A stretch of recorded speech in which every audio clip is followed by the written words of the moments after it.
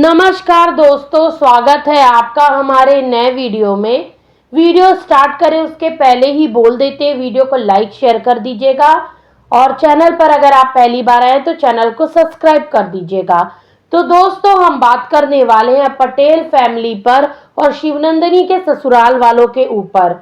तो आप सभी को पता होगा कि माँ जी और शिवनंदिनी के बीच खींचातानी मची हुई है, यानी कि शिवनंदिनी अपने मायके वालों से रिश्ता नाता तोड़ चुकी है, गुस्सा होकर बैठ चुकी है, ना माँ का फोन उठा रही है, ना बहन का फोन उठा रही है और ना ही भाई के फोन का रिप्लाई दे रही है।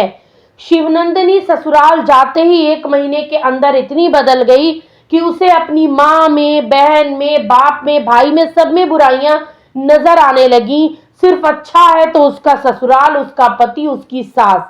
शिवनंदिनी बहन, एक बात बताओ, इतनी जल्दी तो भाई गिरगिट भी रंग नहीं बदलता जितनी जल्दी तुमने बदल दिया। तुम्हारी माँ तुम्हारे भले की बात कर रही थी तो तुमको बुरा लगा, तुम्हारा भाई तुम्हारे भले की बात बोला तो तुमको बुरा लगा, लेकिन जो ससुराल वाले तुम्हारे साथ बर्ताव कर रहे हैं ये सब वाईटी पर दिखाया कौन?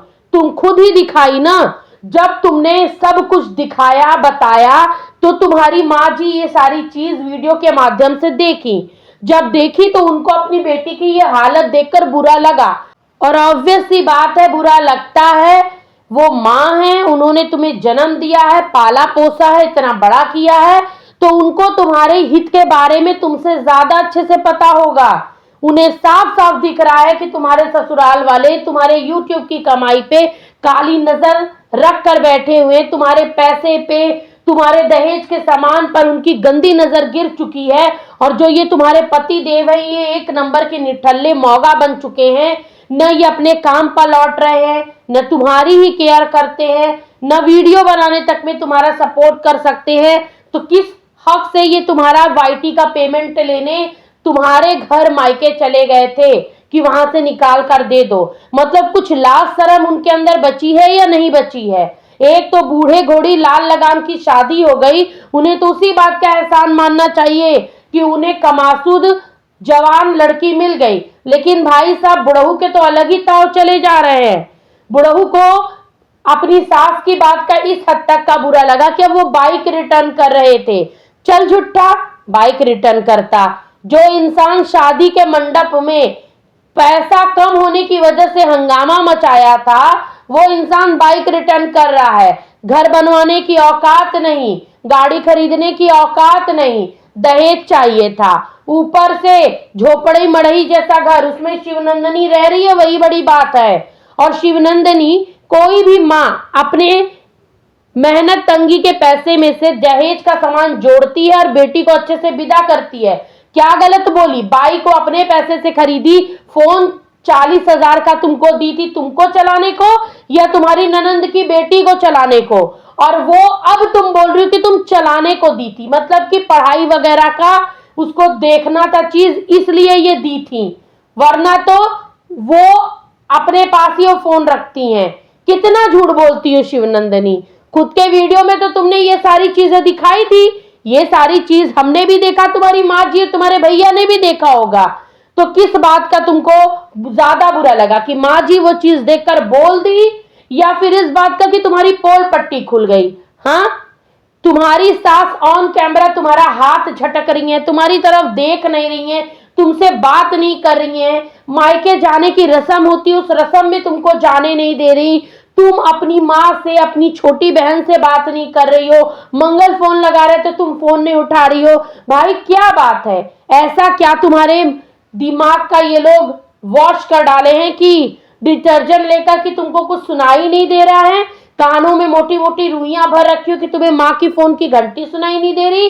अब मुझे एक चीज समझ में आया, जो माँ जी ऑन कैमरा आकर ये सारी बात करी हैं, इसलिए करी हैं क्योंकि वो शिवनंदिनी से बात करने के लिए फोन लगाई तो शिवनंदिनी फोन नहीं उठाई है, वो फोन बंद करके बैठी थी और रिंग जा रही थी, फोन नहीं उठा रही थी। ये बात कौशल्या ने अपने लाइव में बताया। कौशल्या भी तड़प रही है कि शिवनंदिनी बहन बात कर लो, शिवनंदिनी बहन बात कर लो, लेकिन शिवनंदिनी अपने पति के प्रेम में, ससुराल वालों के प्रेम में पगलाई है। 4 दिन की चांदनी फिर अंधेरी रात होती है शिवनंदिनी, याद रखना। जब तक तुम इस घर के लिए नई नई बहू हो, ये लोग ऐसा सब कुछ दिखा रहे हैं।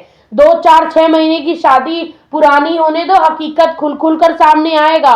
और वैसे भी तुम घर की बड़ी बहू हो, रिस्पॉन्सिबिलिटी का पूरा ढेरा तुम पर आने वाला है, क्योंकि बाकी तो तुमसे छोटे हैं और छोटों पे रिस्पॉन्सिबिलिटी कम होती है, ताने कम सुनने पड़ते हैं, बातें कम सुननी पड़ती हैं। सोचो समझो और उसके बाद बोलना कि क्या मैं गलत बोल रही हूँ। हाँ, मुझे एक और चीज बोलना है कि मुझे माँ जी का भी एक चीज नहीं समझ में आया कि जब उन्हें पता था कि उनका दामाद कुछ कमाता नहीं है, घर उसका इतना मजबूत है नहीं, गाड़ी तक उसके पास नहीं है, 2 पहिया साइकिल तक नहीं है, तो ऐसे इंसान में क्या देखकर इन्होंने अपनी बिटिया की शादी उसके साथ कर दी। और जब इनको मंडप में ही पता चल चुका था कि ये इतना लालची इंसान है कि भाई लालच इसके अंदर कूट कूट के भरा है कि मंडप से उठने तक की धमकी दे रहा था, तभी इनको शिवनंदिनी के दिमाग में ये सारी बातें डालनी थी कि सब शिवनंदिनी किसी पर भरोसा करके बेटा अपना पैसा कौड़ी मत दिखाना ना बताना। शिवनंदिनी तो प्रेम में पूरी पागल हो चुकी है, इस बुढ़े के प्यार में उसको तो समाज दुनियादारी और माँ बाप सब लोग बेकार लग रहे हैं। आज माँ दुश्मन लग रही है और जो इनका काम जो निठल्ला पति है वो उनको सच्चा आशिक नजर आ रहा है। देखते हैं कितने दिन की चांदनी वाला प्यार है ये, क्योंकि तुम्हारा पति देखने से ही शक्ल से एक नंबर का हरामखोर इंसान लगता है। देखते हैं कितने दिन तक ये तुमसे प्यार दिखाता है। और जो तुम अपने बहन के घर पहुंची हो, वही तुम अगर अपनी माँ के पास पहुंची होती तो वो माँ, वो बहन, वो बाप, वो भाई कितना खुश होता, तुमको अंदाजा भी नहीं है। सोचो ये आदमी तुम्हें तुम्हारे मायके वालों से कितना दूर कर दिया शिवनंदिनी।